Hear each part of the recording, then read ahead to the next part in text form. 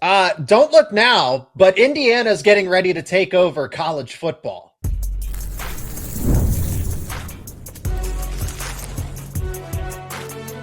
You are Locked On College Crossover, part of the Locked On Podcast Network. Your team every day. That is right. It is a crossover episode to talk some Big Ten conference football and got a national title. The Big Ten wants to expand the playoff to 16, even 24. Indiana on the cusp of being the face of college football. My name is Zach Seyko. I'm the host of Locked On Nittany Lions. He is Jacob Goins, the host of Locked On Hoosiers. And thank you so much for making this crossover episode your first listen or your first watch for today. Today's show is brought to you by Game Time. Download the Game Time app, create an account, and use code LOCKEDONCollege for $20 off your first purchase. So, Jacob, this is going to be a fun episode for you. It's very Indiana. Yes, Indiana it is. Centric. We'll preview Indiana, Miami, as I mentioned, but I want to begin, and that's part of the conversation, right? But Indiana's not slowing down. And that's why I'm quick to say that, because you would think, okay, they're going to lose Fernando, Mendoza. They're going to lose a lot of veterans on this team. Curt Cignetti doesn't have James Madison players to take away anymore, to follow him over to Indiana to supplement the depth chart. So surely Indiana's going to take a step back, right? It seems like it's getting started. Yeah, and that's what's so great about it, Zach, is the idea that you can see it from afar a little bit. But for folks like myself and for Indiana fans who watch and listen and cover this team every single day, you can see it being built from the ground up and being built for the long run, right? For the long haul, if you will. This isn't just a team, and I know people like to make jokes of how old they are, but it's really not that dramatic when you look into the roster number for Indiana. They're not just putting together a super team like Texas Tech is for next year, spending $80 million. That's different, yes. And trying to make one big run, one big hurrah, and try to go and win a national championship. Indiana's doing this with guys who played at James Madison with 3 stars, 2 stars, no stars, and now they're building upon that in the high school ranks and in the transfer portal. And so as long as Curt Cignetti is there, I don't care what the rumors say. I don't care what the internet or big talking heads try to point out. He's not leaving, and Indiana will be a competitor for years to come. And tell me who's stopping it. Even if you spend a bunch of money, didn't help Ohio State this year, did it? Michigan's got to find a way to get back in there. Penn State, I know, is going to be in the same boat, but they're starting from ground zero. Indiana is the face of the Big Ten, and they're the face of college football because they're about to win a national championship. They're not going anywhere, and their team might be even better next year than it is right now. So it's exciting to watch, and what's really exciting to think about how long this could go. As long as Curt Cignetti's in Bloomington, the Hoosiers aren't going anywhere. And that's precisely it. You are going from, hey, this team is winning with no 5 stars. These are mostly comprised of, group of 5 players, but they fit in Curt Cignetti's system. So how is this sustainable? Well, it's sustainable when you prove it, right?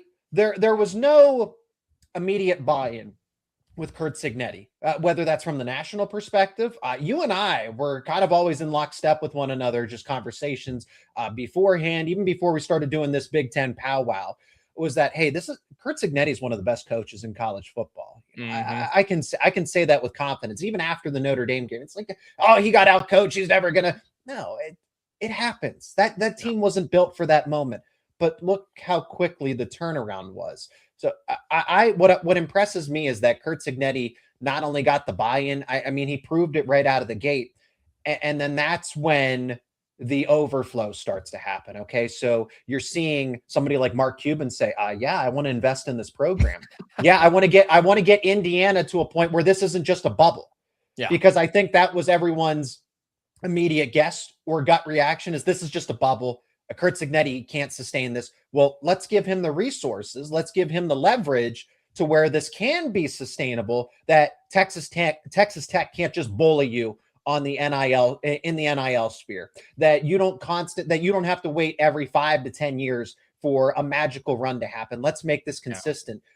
It hurts from the Penn State perspective because Penn State hasn't been to a national title in 40 years. And Indiana basically flipped the switch and overnight they're in the national championship. They're most likely going to win and they're going to sustain this success. It's not in a pocket.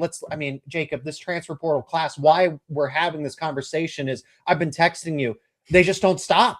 I think, Josh Hoover. Okay, there's your Fernando Mendoza replacement. You got Nick Marsh. Well, there's your 5-star caliber player. I think Nick Marsh is if you surround him with the talent, one of the best receivers in college football. I said he was a top receiver in the Big Ten. He's just dealt with injuries in the past. Then you go and get former Penn State quarterback A.J. Harris. That's a good player if you put him in the right defense. You're getting Wisconsin offensive linemen. The talent, the buy-in from the outside is now there across the board. Okay, so you have the buy-in within Indiana. Now you have the buy-in outside of it. It's not just James Madison, group of 5 players that are just looking for a spot. Nick Marsh wants to be there because he knows he can develop and he can win. Same thing with A.J. Harris. Same thing with Hoover, with Brunner from Wisconsin. I continue to add to this list because these are outstanding. Well, that's what's so scary, right? For college football. And again, that's what gets the Indiana people excited. And somebody like me who hosts a daily show talking about Indiana, and right now we're going about 4 times a day, this is what Indiana's doing with James Madison players, with 2 and 3 stars, 4-star here and there, with guys that were not supposed to be here, guys that were told their entire lives, Zach, that they were not good enough to play at this level. Indiana was told they weren't good enough to play at this level. And this is what Curt Cignetti, his coordinators, his staff, and this university are doing with just those types of players who have become great, obviously. But now you're talking about guys who have proven it in high school, guys who have proven it at other P4 schools, and they're all flooding to Bloomington. You've mentioned it, right? The P4 quarterback and receiver and offensive lineman and defensive ends. You got several dudes from Kansas State coming in, guys from Notre Dame coming in. Like, you've got dudes who are going to be on this team. And if Indiana's on the verge of winning a national championship with guys who played in the G5 and below, think about what they're going to do with guys who are P4 good at every single position. That is what's magical about this. And people may have bought in from the outside now for Indiana, but I tell you who doesn't care about that? Indiana. They don't care. You can believe in them or not. That's totally up to you. Curt Cignetti and this staff and this team, they simply don't care. And I'll tell you what, too, you talk about buy-in. It was from day one. It was from day one, from the administration, from Scott Dolson, the athletic director, and everybody at IU. Why? Because Curt Cignetti walked in and demanded it. He demanded respect. He demanded the buy-in. He demanded the resources to be successful. And that is really hard to do.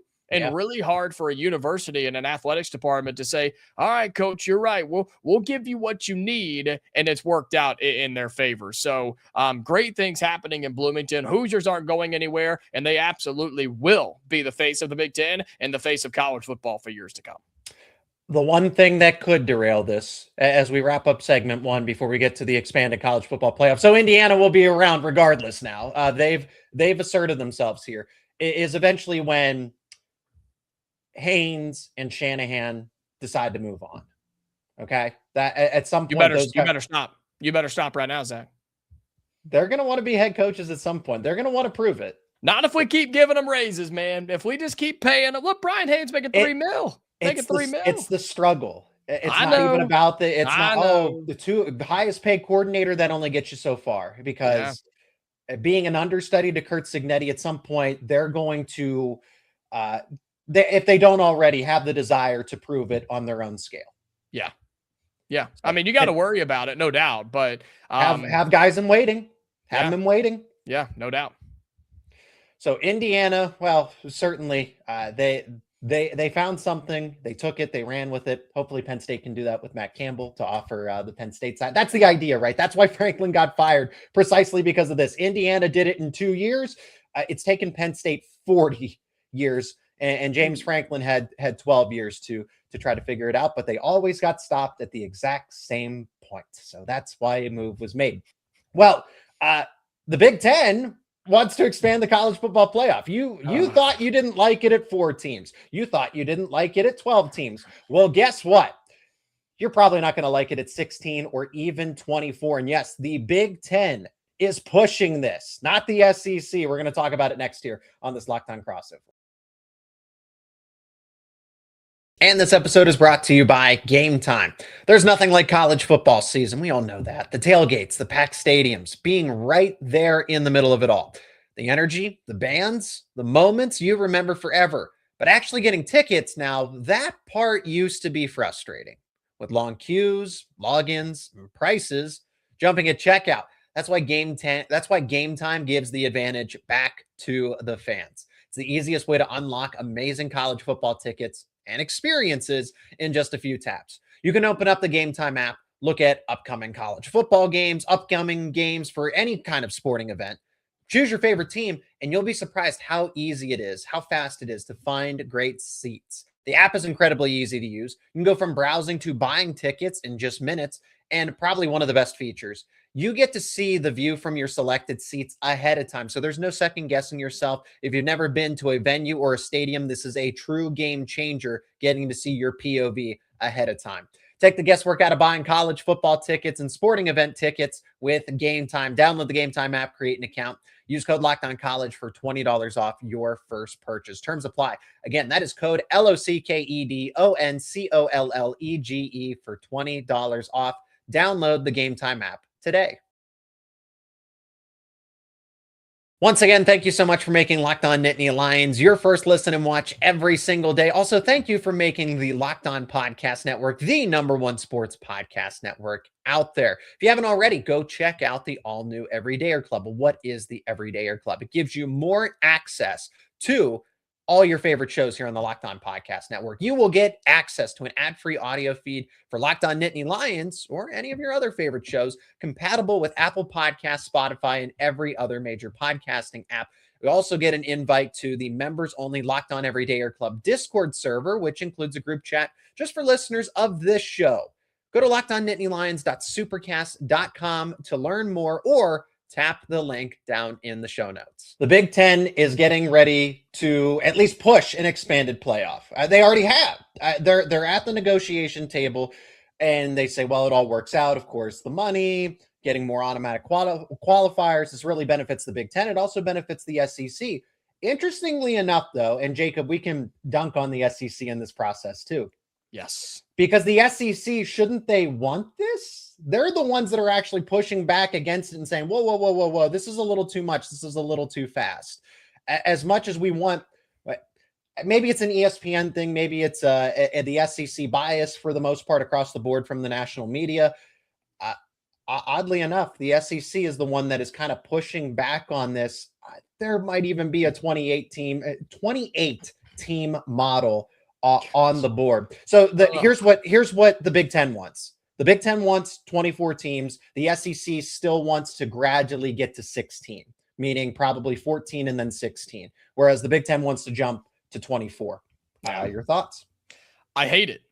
Personally, I hate it too. I do too. Personally, Jacob Goins hates it. It's a waste of time. Understand from the Indiana perspective, if you want to have an expanded playoff just to better your odds of getting into the postseason and the playoffs. But yeah, whatever. I mean, whatever the case may be. But if Indiana's going to play at this level that they're at right now, or even anything close, you could play a 4-team playoff, and Indiana's going to get in most years if they continue the level of play they're at right now. But no, expansion is not good for the college football playoff. I think we have seen that over the past couple of years, and it's so wild that we introduced the 4-team playoff. We ran with it for a decade plus, and then we were like, let's change it. And then 2024 into 2025, they basically admitted afterwards, Zach, that it was a litmus test. It was kind of a guinea pig. It's like, ooh, well, we're going to have these seeds and they're actually not going to relate. They're not going to relate to the rankings. And then they realized that was kind of stupid. So let's change that up a little bit and let's move it around and change it some more. And it's like, man, we're talking about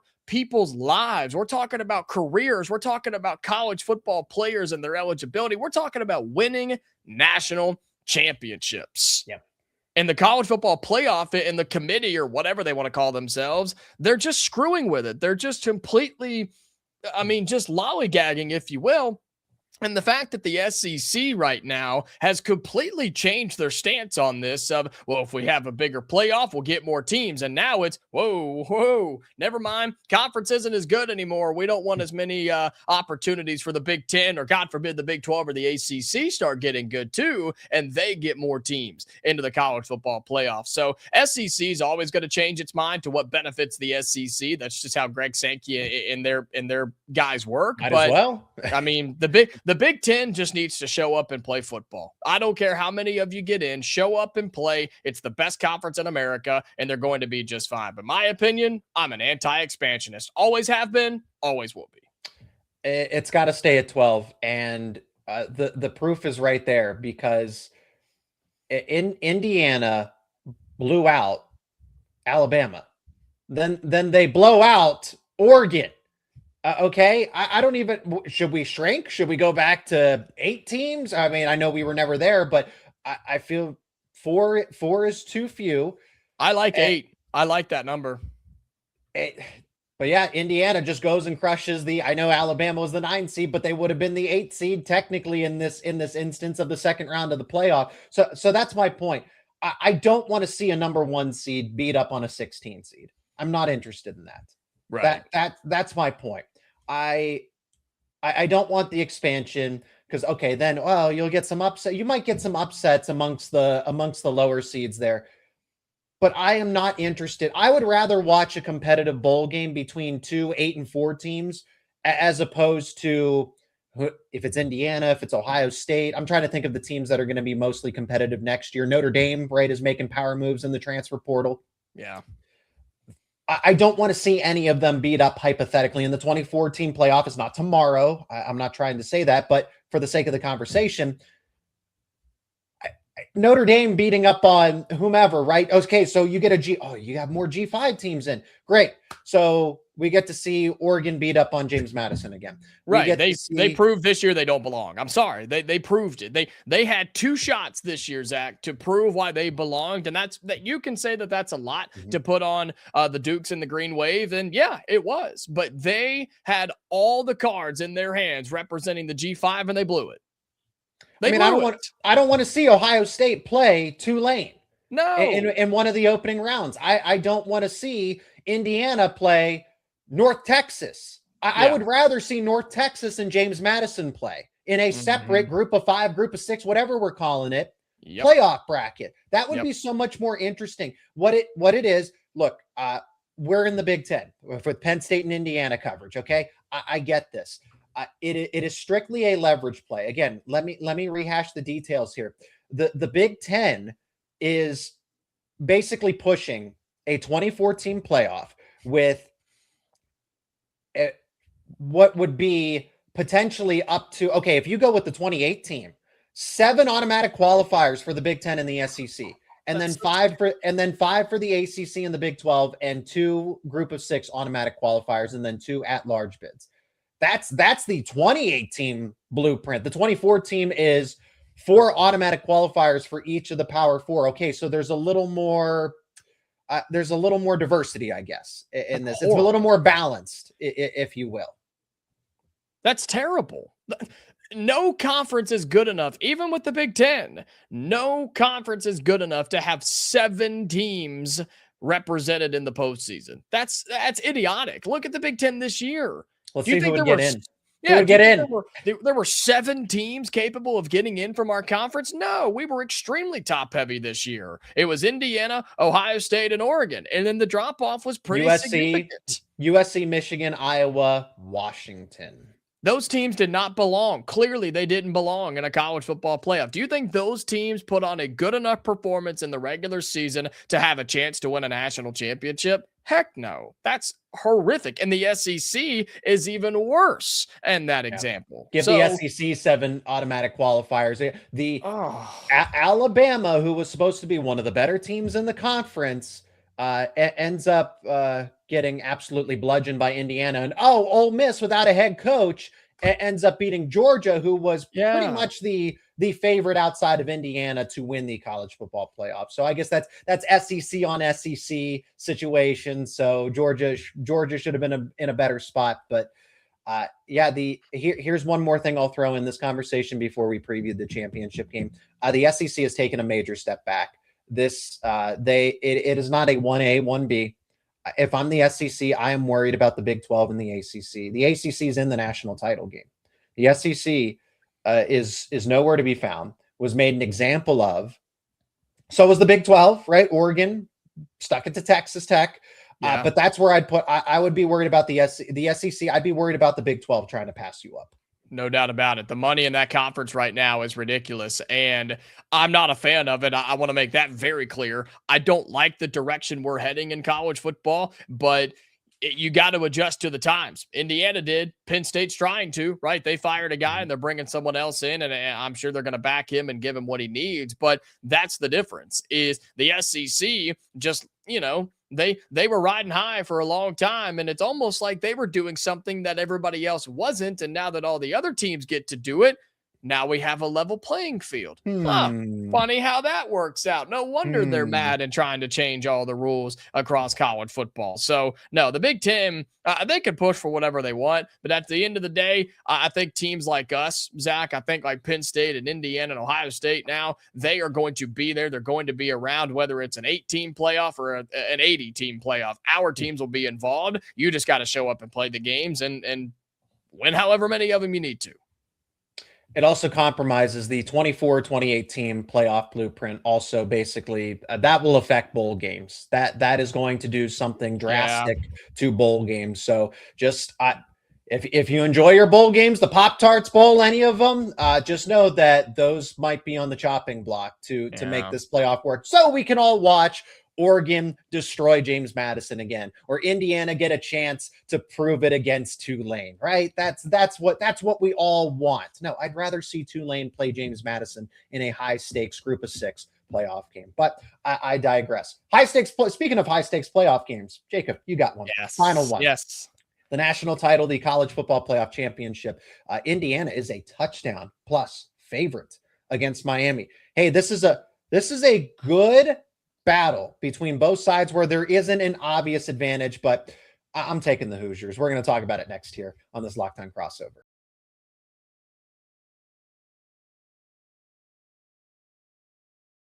Final segment to talk Indiana versus Miami of Florida. Who would have thought? Who would have thought we got to this point? But Indiana opened up as a 7.5 point favorite. Now it's starting to push to 8.5 in some places. Total set at 47.5. I like the Hoosiers a ton. I'm not going to try to sugarcoat it. This team, I don't see any weaknesses. Fernando Mendoza is playing like a number 1 overall draft pick. You have a 2-headed monster at running back. All your receivers can get open. Physical in the trenches. Outstanding coaching. I do want to give credit to Miami.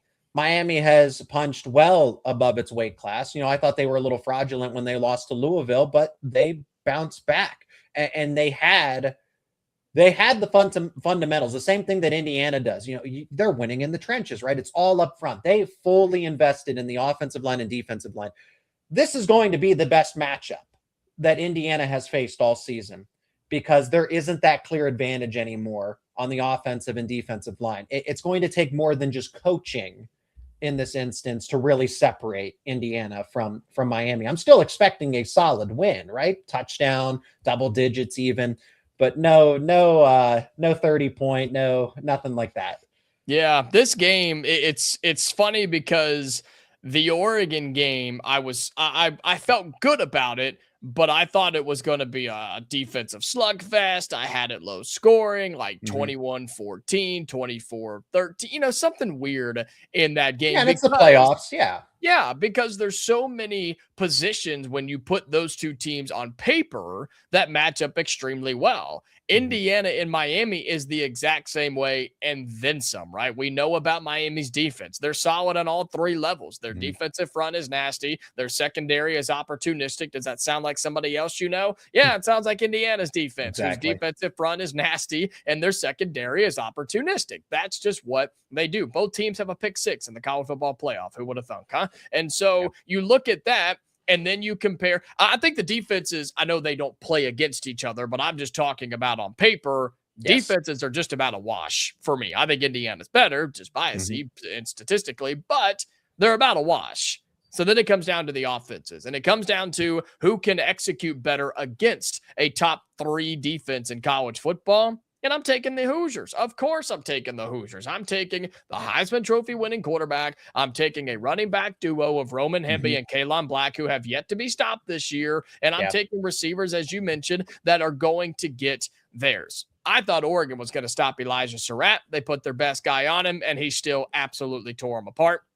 I expect him to play well in the national championship game. I think you will be reminded that he is not the only one in that receiving room. I think you have Omar Cooper. I think you have EJ Williams. I think you have Charlie Becker, all those guys, and Riley Nowakowski too, the tight end. Indiana's got options. They have weapons, and they've got a dude throwing the football that's ready to play on an NFL team right now. I'm not worried about this game. I think Indiana wins. My score prediction has been 31-14, 31-17, somewhere in there. That's what I've been talking about all week long. I'm sticking to my guns. And if Indiana plays 75% of their best football, they're still better than Miami, in my opinion. So, yeah, give me the Hoosiers. I think by halfway through the fourth quarter, we'll be celebrating a national championship. I'm concerned if I'm Miami. You had the football for 41 minutes, and you barely beat Ole Miss. It took the box score says that Miami should have won by 3-4 touchdowns. Yep. How you had to put a comeback game winning drive together is beyond me. I'm also waiting for Carson Beck to have one of those self-destruct moments. No doubt. This is definitely the case. If you can get Oregon to do that, and I know Dante Moore's still fairly inexperienced, but he's extremely talented. You can definitely get that from Carson Beck in this moment, even though he has looked better, but he will have one of those games. When is it going to happen? I don't see him putting together that tough as nails, assassin type of mentality at quarterback to really lead them to victory here. Again, with the way that they were able to bully Ole Miss up and down the field and only win by 4 and needed a come from behind drive. That's a major concern to me. They're also undisciplined. They committed a ton of penalties in that game. Yeah. Ole Miss, may I remind everybody, did not have their head coach and went through a huge change. But Miami's here. It's a home game. It's a home game. Does that concern you at all? Nope, not at all. Indiana fans traveled very well to Atlanta. I expect them to travel well to Miami. I know Miami's going to have all their old school fans there. I'm sure it'll be a celeb fest as well. And I think it'll be a great spectacle for college football. But sure, you can put that as an advantage for Miami, but they're going to need it because here's the thing, and I'll leave you with this. If Indiana's defense can wreak havoc on Julian Sayin in Ohio State, if they can wreak havoc on Ty Simpson in Alabama, and they can wreak havoc on Dante Moore in Oregon, all 3 games in a row, they could wreak havoc on Miami and Carson Beck. I'm not worried about it. Confidence, arrogance, cockiness, whatever you want to call it, I've got it. And Indiana would be the first team ever to be 16-0 and bring the first national championship to Bloomington. I feel good about it. I can't wait for Monday.